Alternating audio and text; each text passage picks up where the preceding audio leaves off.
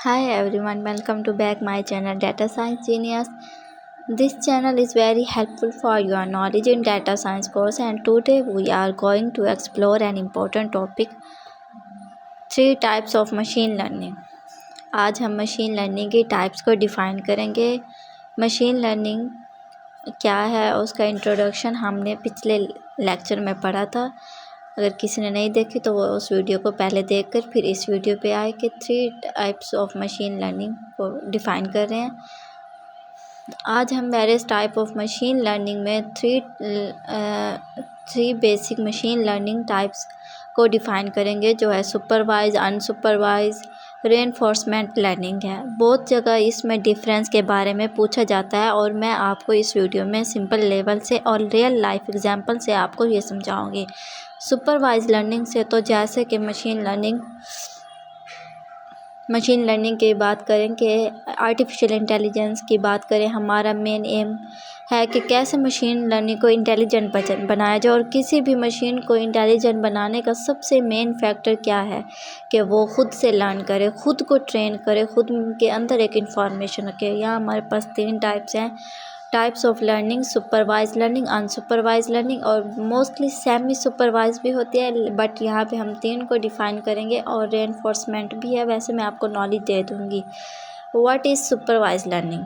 Supervise learning, जैसे कि हम जानते हैं कि मशीन लर्निंग की टाइप्स है। इसमें फंक्शन होता है कि इनपुट दी जाती है, उसके बाद वो हमारे पास जो प्रिडिक्ट होकर डाटा आता है वो हमारी दी हुई इंफॉर्मेशन होती है। जैसे कि सुपरवाइज लर्निंग में ट्रेनिंग डाटा होता है। नेम से पता चल रहा है कि हमारे पास सुपरवाइज्ड है, यहाँ पर हमारे पास एक टीचर है या इंस्ट्रक्टर है जो इंस्ट्रक्शन दे रहा है, वो क्या है? Training data.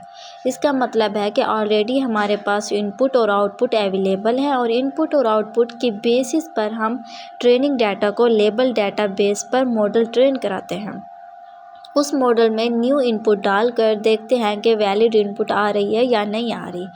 इस तरह से हम प्रिडिक्ट करते हैं। जैसे कि हमने एक डाटा सेट ले लिया, लेबल डाटा सेट ले लिया, एलिफेंट ले लिए, किसी भी हमने एनिमल्स का डाटा सेट ले लिया, उसमें डिफरेंट एनिमल्स हैं जिनको हम प्रिडिक्ट कर रहे हैं, इनपुट देते हैं। फिर उसके बाद हमारे पास जो डाटा आता है, प्रिडिक्ट होकर एक मॉडल ट्रेन करते हैं, उसके बाद हमारे पास एक डाटा आ जाता है। तो इस तरह से सुपरवाइज लर्निंग काम करती है।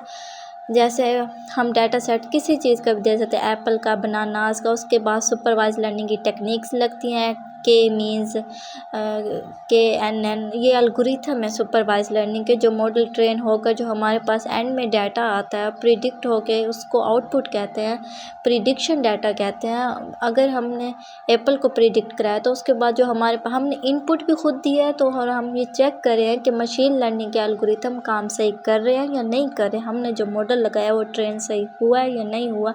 इसको हम इम्प्लीमेंट कर सकते हैं गूगल कोलैब पर यूजिंग पाइथन करके, और काफ़ी सारी लाइब्रेरीज़ मैंने आपको सिखाया, उनका यूज़ करके हम गूगल कोलैब पर ये चेक कर सकते हैं। सुपरवाइज लर्निंग की टेक्निक्स हैं रिग्रेशन, क्लासिफिकेशन।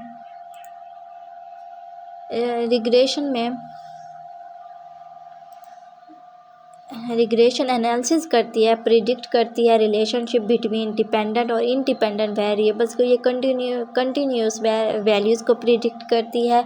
और सुपरवाइज मशीन लर्निंग की टेक्निक्स है, इसमें कंटिन्यूस वैल्यूज़ को प्रिडिक्ट करती है। और क्लासिफिकेशन, आप जानते हैं कि एक जैसी चीज़ को हम एक क्लासिफाई कर देते हैं, उसको क्लासिफिकेशन कहते हैं। क्लस्टर बना देते हैं जिसमें एक लेबल वाले डाटा को एक क्लास में रख देते हैं, इसको क्लासिफिकेशन रिग्रेशन कहते हैं, जो सुपरवाइज लर्निंग में यूज़ होते हैं। नेक्स्ट है unsupervise learning. This is a type of machine learning that learns from data without human supervisor. Unlike supervised learning, this is a model are given unlabeled data and allowed to discover patterns inside without any explicit guidance or instruction. This means हम इसको कोई भी data नहीं देता है, ये खुद ब खुद प्रिडिक्ट करके पैटर्न्स को डिस्कवर करके ये हमें आउटपुट देता है विदाउट एनी गाइडेंस और इंस्ट्रक्शन। जैसे हमने उसको अनलेबल डाटा दे दिया, इनपुट रॉ डाटा है जिसमें हमने उसको एक स्पेसिफिक इनपुट नहीं दी, वो एक डेटाबेस के टोन में इंटरप्रेशन करेगा, प्रोसेसिंग करेगा, एल्गोरिथम लगाएगा उस पर, फिर वो हमें बताएगा कि ये कौन सी वेजिटेबल है, ये कौन सा वेजिटेबल का डाटा है, ये क्या हमने इनपुट थी, ये इसने क्या हमें आउटपुट दिया। ये पैटर्न्स को क्लासीफाई करके हमें आउटपुट देगा।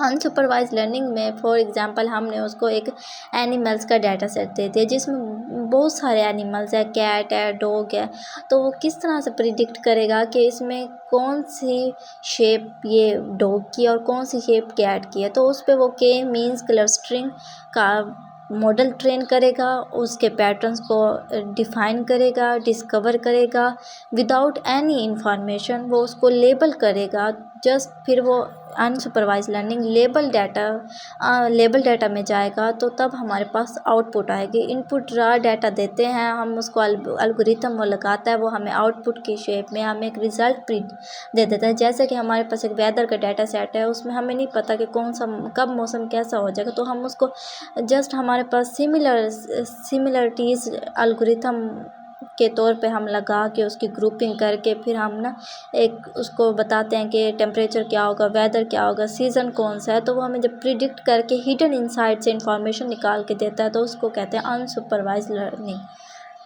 रियल वर्ल्ड एग्जांपल्स हैं, एनॉमली डिटेक्शन है, रिकमेंडेशन इंजिन्स हैं, कस्टमर सेगमेंटेशन है, फ्रॉड डिटेक्शन है। जैसे अब मैंने वेदर डिटेक्शन करके आपको बताया है, डाटा सेट एनिमल्स का आपको बताया कि किस तरह से प्रिडिक्ट कर सकते हैं, नेचुरल लैंग्वेज प्रोसेसिंग है, जेनेटिक रिसर्च है। ये सारी वो रिसर्च हैं जो अनसुपरवाइज लर्निंग से मॉडल ट्रेन करके हमारे पास एक एक्यूरेसी आई है, डाटा सेट बन गया और हमारे पास ये रियल वर्ल्ड एग्जाम्पल है।